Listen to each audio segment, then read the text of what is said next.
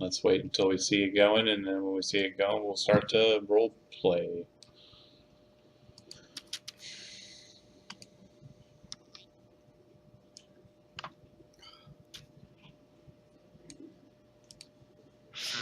Content not available. Refresh. It takes a second.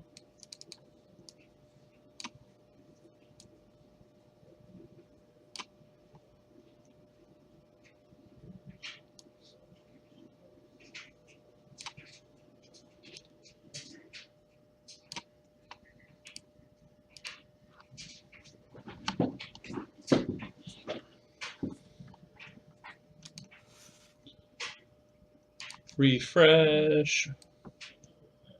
Yeah. Yeah. Yeah.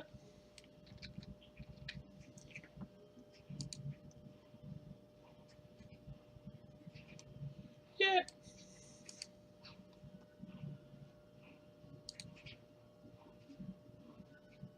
There it is. Okay, cool. Okay, here we go. Woo-woo. So, as per the write-up, the original party leader for the survey team was supposed to be one Althea. As you guys were mustering and preparing to rush out, Seth runs from the center of the camp out to you. He is wearing his town guard's armor, town guard gear, but he has a sack over his shoulder and kind of rushes up to you and says, "Hey," and he looks at Althea and he says, "Barn wants to see you back in his tent." She kind of gives a meek nod and kind of heads that direction. And then he looks at you guys. "I'm come during the survey team. There are reports that one of our scouting groups, one of our town guards patrols, has been attacked out near the Channelway, just north of here." He kind of looks to Shadow, and then he kind of looks to Typhon, and then kind of looks back to Shadow, and kind of gives like a, Yeah, absolutely. Let's do this. "Okay, let's go." Yeah. And then you guys start heading that direction. As you're doing so, eventually it gets to a point where you stop, and he says, "I just need a couple moments." And he very quickly gets out of his town guard chainmail and cloak and throws it into the bag and puts on his very ornate-looking golden wing armor. Sets his Dragon Slayer sword on his back. His cloak starts billowing as he stands up from the pack, and he just leaves the town guard gear there in the bag, along with the town guard staff. And then he continues on. Up ahead, you can see what looks like the end remains of an attack. Patrols typically come just as survey teams do, in groups of 5. Unlike survey teams, they don't travel into the city, they just travel the outskirts of the cavern camp. But it looks like all of the members of the patrol have been killed. You can see what looks like 5 town guardsmen, and it looks like several other creatures kind of around them. Very strange looking puddles in the stone that are man-shaped. Basically, what you see is right on the edge of a channelway is 5 dead individuals, town guards people, and several other dead creatures. Most of them just puddles. I've seen this before. What is it? Scum. That's right, the scum. What's a scum? It's what happens to What happened to Drunk? Yeah. That's what killed Drunk. The servants of the sleeper. Oh no. You kind of look towards the individuals who are dead. You notice a couple of familiar faces. There was a newer individual to the group, merfolk of the Malara tribe named Gerard. It looks like his head was bashed against the stone so hard that his head tail kind of broke open and his brain matter is kind of leaking out onto the stone. This looks rather fresh. You would see half-orc, who you would know possibly as Krusk, who traveled around with kind of a long spear. It looks like he had something shoved into his mouth and back of his head, and just kind of left pretty much deceased. There are 2 other town guards you're not too terribly sure you recall, and then there's a woman that you would know as the main watcher on the walls, a woman named Misha, and she doesn't look like she has any noticeable signs of it doesn't look like she's peeled open like the rest of them. So is she alive then? She's dead, right? I don't know. Oh, They all I will look check her they all out. look dead. Okay, you go over to her. Go ahead and make a medicine check. All right, we'll see. First of the game, guys. As he goes forward to check out the body, Typhon goes ahead and just draws his sword and activates light. Okay. Yeah, almost as if in response, as you do that, you kind of get this kind of strange sensation kind of come over you, and you see off like in the stone, 3 or 4 sets of 9 eyes kind of looking back at you, Typhon. I say, on your guard! Okay, and you kind of look in a direction over towards them. Yeah, I point my sword in that direction. Okay, and the light kind of blares over in that direction, and you're almost sure you see them kind of duck away. Nobody else sees anything. Let's go investigate. Absolutely. Yeah, Okay. Typhon goes and investigates. Farron, do you stay with Misha? Yeah, I'm gonna stay with her until Okay. I figure out, if she's dead, what caused it. and all that. Sure. You spend a good 10 minutes, you other guys, kind of looking around in the stone, looking for any signs of anything that was there, but you don't find anything. Whatever it was seems to have eluded your detection entirely, and seems to have left no tracks whatsoever. Farron, as you're kind of taking that time to work on Misha, you do, kind of come to the realization that she is alive, but she's very close to, like, that ledge. She's very close to death. Are you going to use any sort of magical healing or just the medicine skill? And do you have a healer's kit? I do have a healer's kit. Actually, what I will use is I will use my Balm of the Summer Court, and typically I can use up to half of my level. I'm just going to use one hit die. Okay. Because I have an odd one there. I never really get a chance to use it. So I'm going to use it, and let me click on it. It's going to just take the first dice that rolls, because it's going to be 3 of them rolling, but Yeah. I just want to take one. Oh my gosh. So 3. One of them's going to be a friggin' 1. It's 3. 3. Okay. Yep. So she gets 3 hit points and 1 temporary hit point. That's the way it works, right? Right. Okay. Yeah.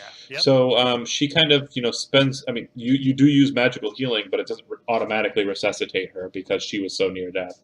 You spend a good, 10 minutes with her, kind of just making sure her, body's set right and she's kind of held full, spending that time kind of assuaging her with the balm. And eventually her eyes do kind of flutter open and she kind of looks a bit worse for wear. It kind of looks like her left eye is kind of swollen in the socket. Or the socket is swollen around the eye. You're not sure. With that medicine check, I mean, you're pretty sure it's the first one I said. Eye is swollen, and the nature of her wounds seems to be mostly concussive, like something was hitting her very heavily. She kind of looks at you and she says, "Farron, right?" Yes. Oh, What happened? What happened to the others? Are they okay? I couldn't I'm save sorry to them say if they... You're the only one that survived. They came up out of the channelways so quick, like lightning. They took the half-orc first. I don't remember his name. The rest of us fought. Gerard was so brave. It's too bad his player didn't want to play him anymore and just tossed him away like he wasn't important. I mean... Are you okay?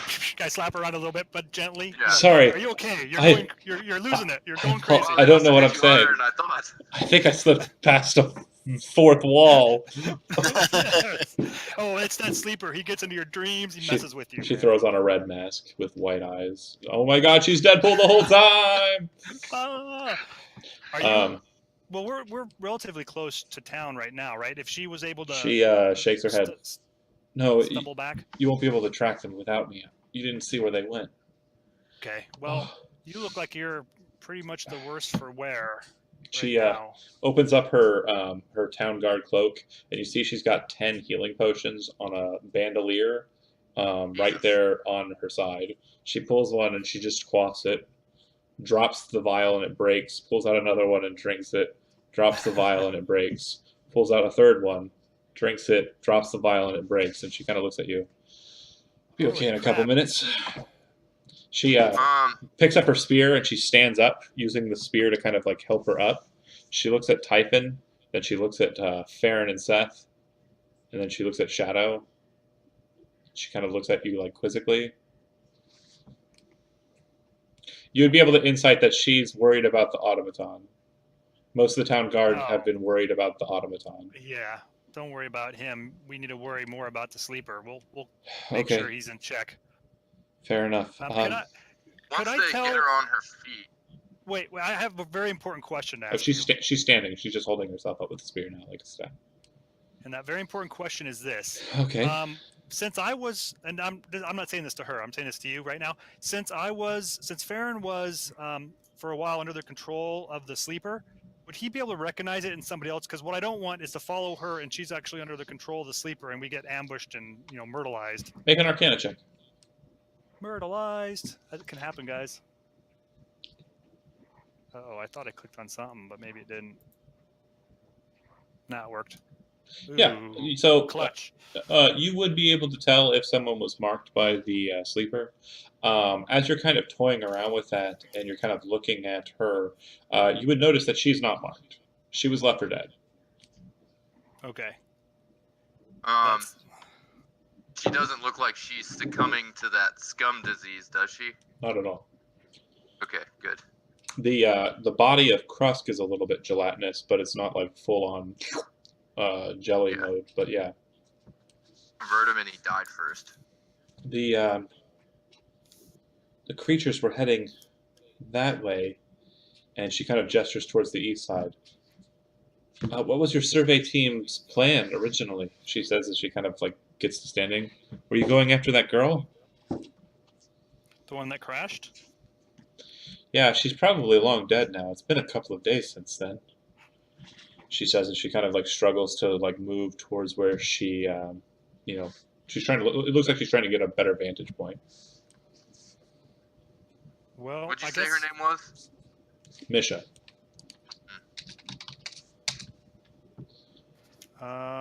Well, we might have been going there, but now it sounds like we have to find whatever did this to you and destroy it before it hurts anybody else. Does that sound good, guys? She kind of looks at Typhon, and then she kind of says, like past him, not really looking at him, I believe they were heading towards the Azumatin after they attacked us. Yes. Oh, shit.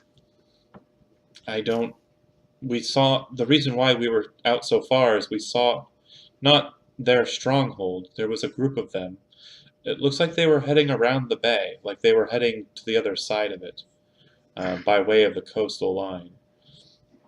I think that is Typhon looks at Shadow and he says, I hope you brought your boat. Yes, I did. It was a foolish route, to be sure. They shouldn't have stayed that close to the water.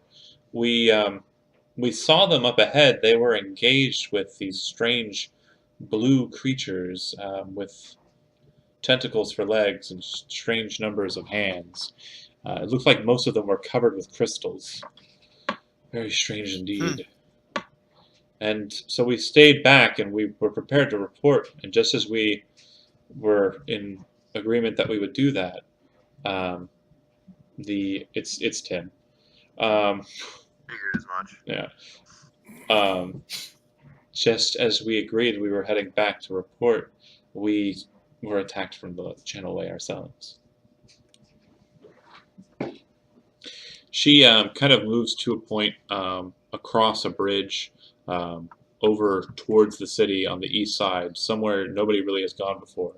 And you can see that she's looking down a road that from the side that you started in, like near where you come into Dighgrum from the cavern camp proper, you wouldn't be able to see. But now that you've kind of maneuvered around the blockage, you can see down the road and see what she's talking about. And you see the remnants of yet another skirmish, another battle that has ended. It looks like there's some 20 or so individuals dead on the ground about there. I think we should go check this out. Yeah, Typhon says, "Come on," and he leads the way. Okay. Because despite everything, he's still they're good people, and he's worried about them. Yeah. Seth kind of looks to Typhon and says, "Yeah, it's a good idea. Let's go." It almost seems like he kind of, those of you who are insightful, would note that Seth's a bit annoyed that they're taking orders from the automaton. From the metal man.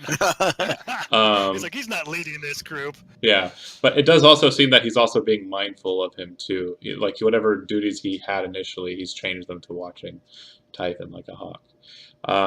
You guys move towards this most recent, or this not most recent, this older of the two attacks, and you see that there's quite a few dead Ozymandian knights. Some 20 or so of them have fallen, and it doesn't look like they were able to defeat many of their opposition. Go ahead and tell me what you'd like to do. Let's start with Kevin. All right. Well, if we're close enough to it, I would like to examine cause of death, see if it was, bludgeoning or, consistent with what was killing the other people. I'm assuming it's going to be. Okay. And Andy? Yeah, I want to scout ahead to see if we could determine if the cause of this is anywhere nearby. Okay. And Chad? Typhon's going to be basically going around and, preparing the bodies of the Azumaten, kind of pulling them aside and putting them in, respectful, decent poses and separating them from the carnage. Okay. As it looks like you're about to start preparing ritual kind of things to ready them, Seth grabs your shoulder lightly and kind of looks at you and your automaton face, and he says, "I respect what you're trying to do, but we're in a hostile field here. We don't have time for this. Be wary." And he kind of, the very first part kind of takes you aback because he said, "I really appreciate what you're trying to do." But then he kind of warned you. He seems like a pretty charismatic fellow. You haven't really met with him, but he has been watching you a couple times. He never talked to you while... I wasn't preparing full burial rituals. No. Just closing their eyes, crossing their arms over their chest. And it seems like as he's saying that to you, and he looks at you, and he gets your attention, just after that, he's kind of just looking over his shoulder. He kind of brushes down his billowing cloak so he can see over his shoulder, and takes a gander around. And he says, "We should be wary. This is a hostile territory." And then Pockets, what are you doing? That. Quit it. Pockets is checking on their vitals as well, and by that I mean their pockets. Sure. So Pockets, you're kind of down there checking them out. Farron, you're kind of trying to figure out their cause of death. Andy, you're scouting ahead, trying to keep an eye out for where the attackers came from. Yep. And Chad, now at this point, you and Seth are kind of holding kind of a vigil towards the center of this fray, trying to see if they're basically ready to jump into action if need be. Kevin, medicine check. For everybody else. Yep. Kevin, medicine check. Andy, perception check with advantage. And Tim, an investigation check. Darn.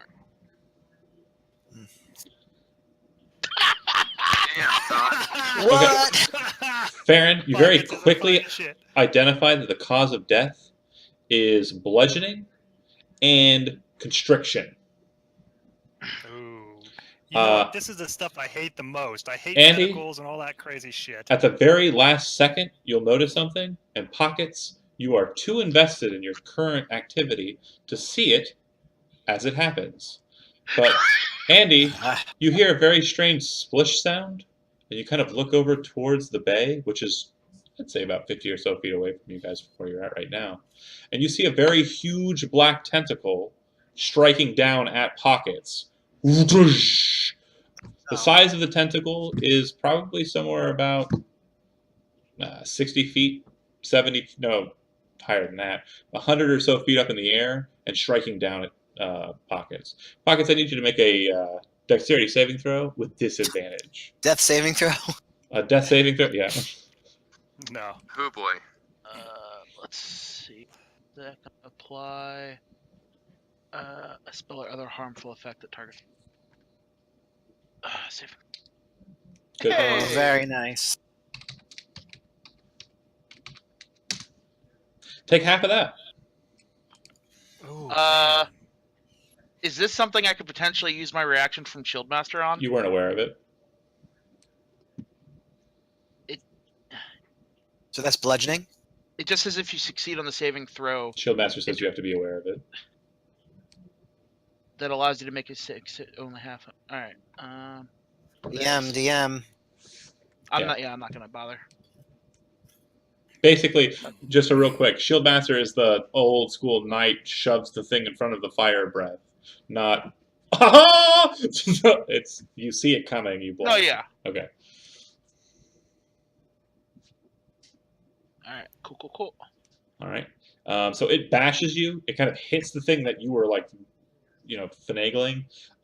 You can now identify how these things died, basically how it slams on the body you were searching through, because it hits and a bit of its blood kind of cascades out of the already broken portions of skin from where it was basically smashed to death.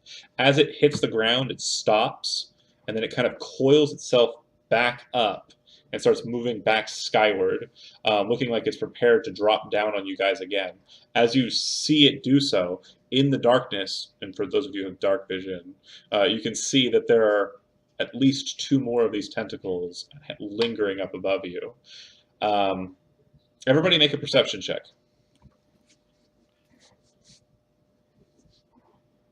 Damn. I missed that shield so bad. Yeah, I'm gonna love him with a shield. Hopefully, 21. Theron, you are invested in the situation and you understand 3 things that are very important for the current situation. Number 1, there are 3 of those tentacles and they look like they are breaking the stone when they hit the ground. They are not something you think that you can stand against. Number 2, it looks like there are about 13 forms in the water moving towards the coastline at a very quick speed. From what you can tell, the 3 in the front have 9 eyes, and it looks like they have crystal growths on their back. Oh shit. Number 3, the most important thing, about 150 feet up the rockway near a broken down house, you see what looks like a cave entrance into the actual mountain itself. And that looks like the only point of egress, or rather point of escape that you think will get you to a place safe enough for you to be able to get away from those things. Do you tell us this, Farron? Yep, I would very quickly say, we Shadow climb. Yeah, I would say we have to go there, and I would point. And is this something we can run to, or do we have to climb to it? You can dart to it. Yeah, it's fine. Okay, it's so it's I would- it's kind of like Shadow would an up. go ahead. It's kind of like an uphill, like up a little road. It's not like up a mountain. Like it's like a road up to a little house, but the house is broken away and the house is built into the stone. And where its kind of ruins are, there looks like there's a hole in the ground that leads to a cave. As they're running, Shadow would yell, "Give me all your rope," and he would start tying the rope together so that he can climb up to the top and help them up. Okay, so once you kind of like dart your way up, like it's pretty easy for everybody to traverse. In that meantime, I need everybody to pick a number between 1 and 10. Okay, if this would make any difference, as everybody's running for the cave, Typhon would literally be the last one to leave. Okay, well then everybody pick a number between 1 and 10, and I'll only select one of you because you don't have to select one, Chad, because you're automatically electing to take one of the numbers. Okay, great. So one of the tentacles lashes down and smashes into Typhon. One of the tentacles lashes down and smashes into Kevin. I'm sorry, Farron. As he's kind of like, it's right there, go for it, and everyone's rushing past him. One of the tentacles smashes at him, almost knowingly, like trying to stop him from getting the word out. Both of you need to make dexterity saving throws. Oh boy, Typhon. Alright, so this is with +3. Is he Correct. within 10 feet of me? I'd say so, yeah. Okay, then he gets a +2 to that. Oh, sweet. Okay. At 11. All right.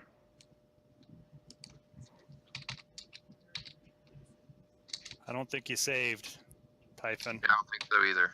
That's pretty low. All right.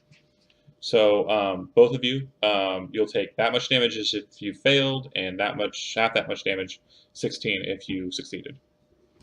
So what was the DC? DC is a meager 13. Damn it. Ooh, you were close.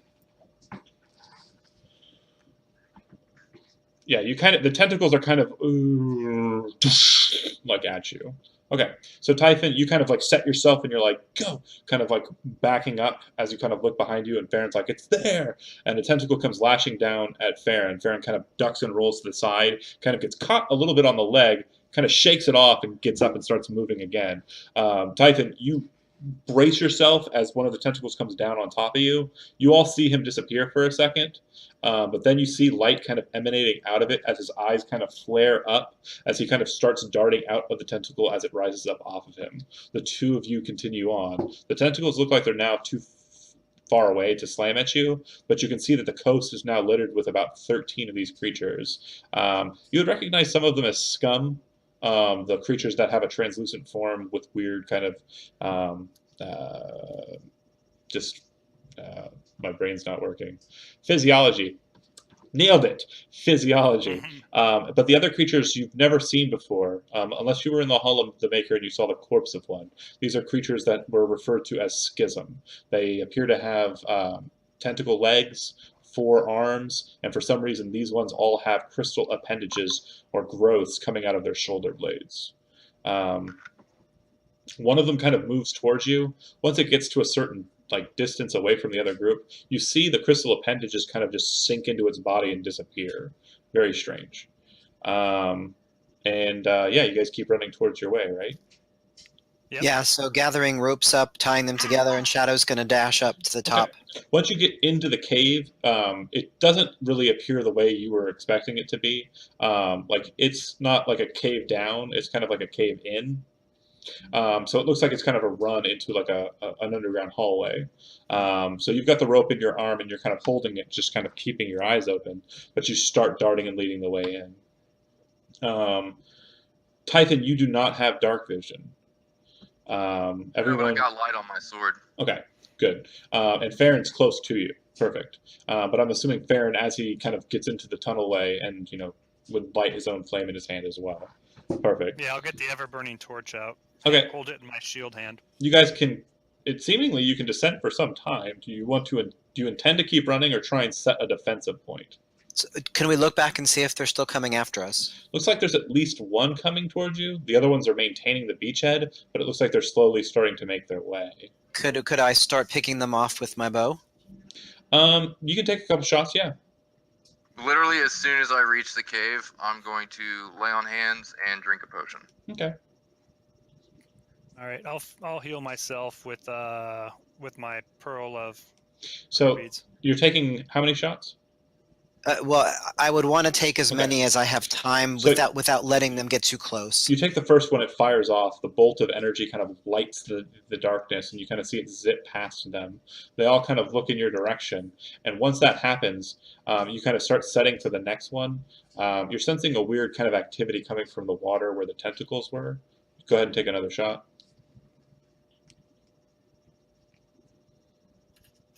I'm wondering if could I change the location to the place where the activity is happening in the water? You're wanting to shoot at the tentacles?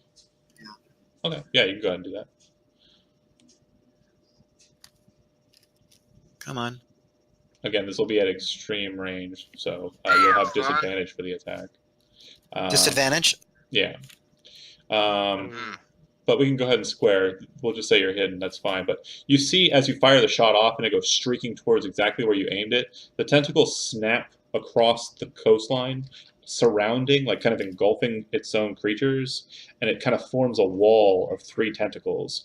The bolt hits the wall and kind of just kind of leaves this weird, bruise, I guess, in the tentacle. All right. I think we need to go. Make an intelligence saving throw there, Tabaxi Man. Is he within 10 feet of me? I would say not, because you're kind of moving in with Farron. Okay. Yeah, you're pretty scared of the situation as it stands, and you're not sure how powerful that thing is, but you're pretty certain that it is the sleeper, whatever that thing is. Run, guys.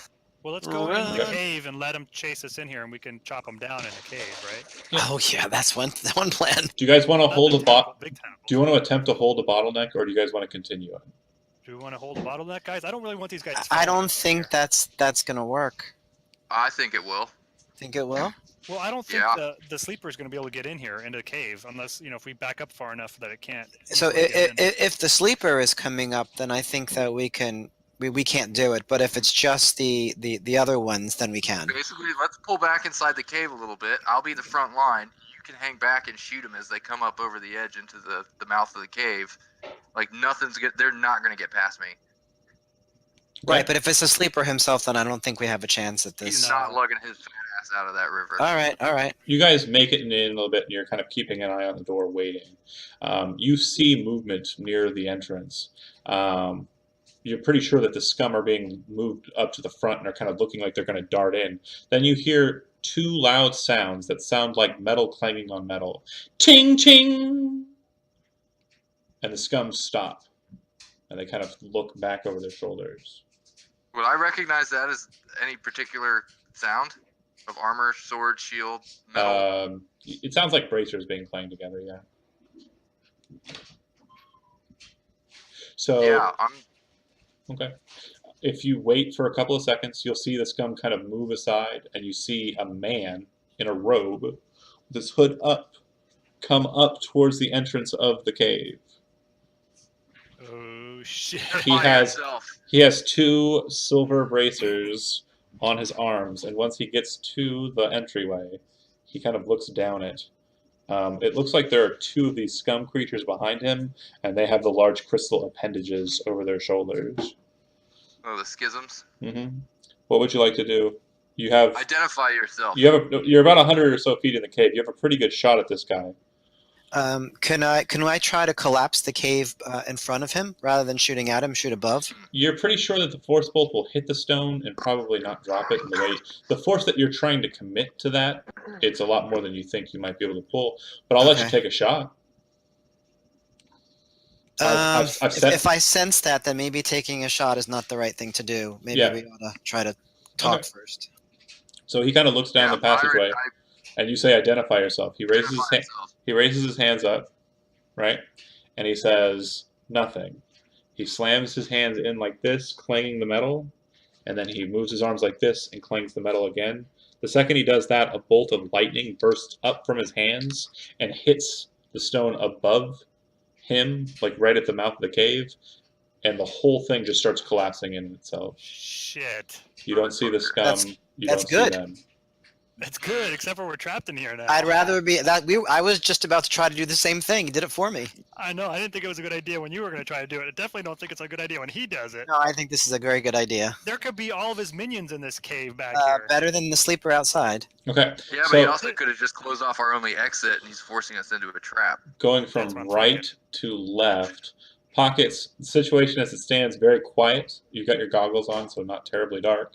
It's really, really quiet. Make a perception check and then tell me what you're doing. 16? Because of the shield? Yep. You're pretty sure that you hear water, like, flowing. I'll quietly sort of walk towards the sound of the water and try and scope it out. Okay. He starts heading off into the cave, guys. Chad, what's Typhon doing?